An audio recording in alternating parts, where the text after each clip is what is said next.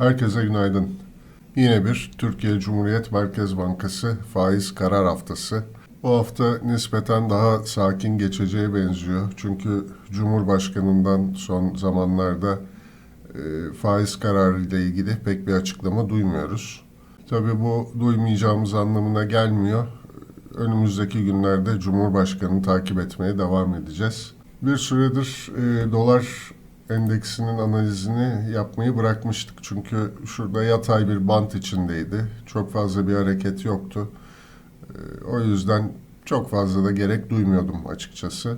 Fakat geçen hafta bu yatay bandı kırarak hatta şu bir süredir takip ettiğimiz kanalı da kırarak bir düşüş yaşadık.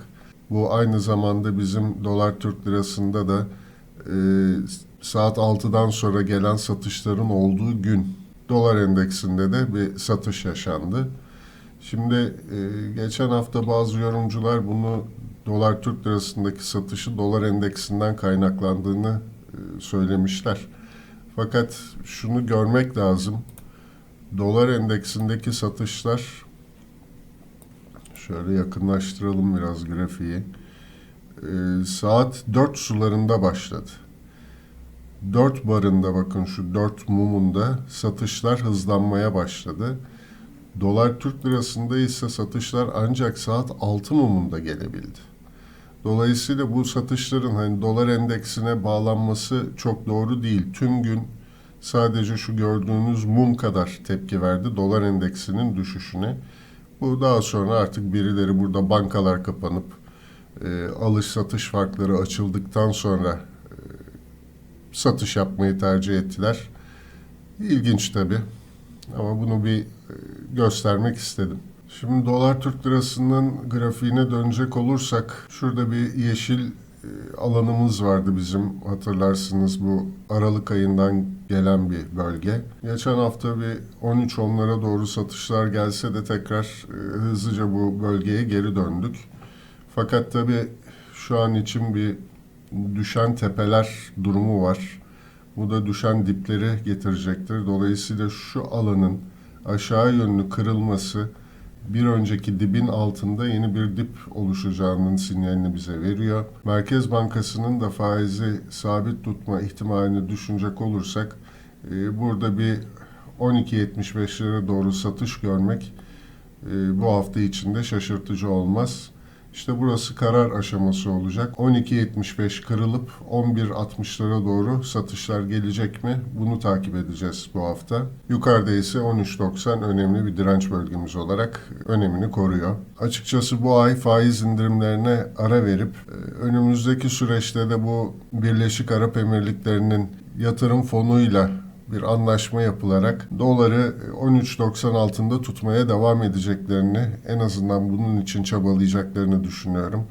Ancak tabii bütün bu çabalar Mart'a kadar devam eder. FED'den faiz arttırım kararları gelmeye başlayınca çok da yapabilecekleri bir şey olacağını zannetmiyorum. Aynı zamanda Ukrayna ile ilgili gerginlikler var. Yani ortalık oldukça gerginken faiz arttırmama konusunda hala inat etmek, bilemiyorum önümüzdeki günler neler getirecek. Şimdi bir de gram altına bakalım. Gram altına geçmeden önce şu dolar endeksi ve ons altının analizini yapalım.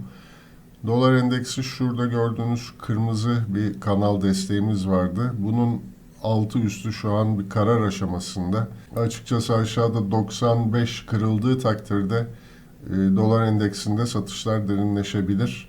Bu da ons altının şu yükselişini destekleyecektir. Fakat Cuma günü ons altında şu yükseliş trendi kırıldı. Tabii aşağıdaki şu 1809 desteği kırılmadan bu yükselişin sonuna geldiğini söyleyemeyiz. Şu an şurada gördüğünüz bu yatay bantta hareket ediyor. Bunun da yukarıdaki direnç bölgesi 1831, aşağıda ise 1809 bölgesi var. Bu aralıkta sıkışık yatay bir seyir içinde. Dolayısıyla gram altına ons altın bacağından çok fazla bir yükseliş yönünde destek gelmeyeceğe benziyor önümüzdeki günlerde.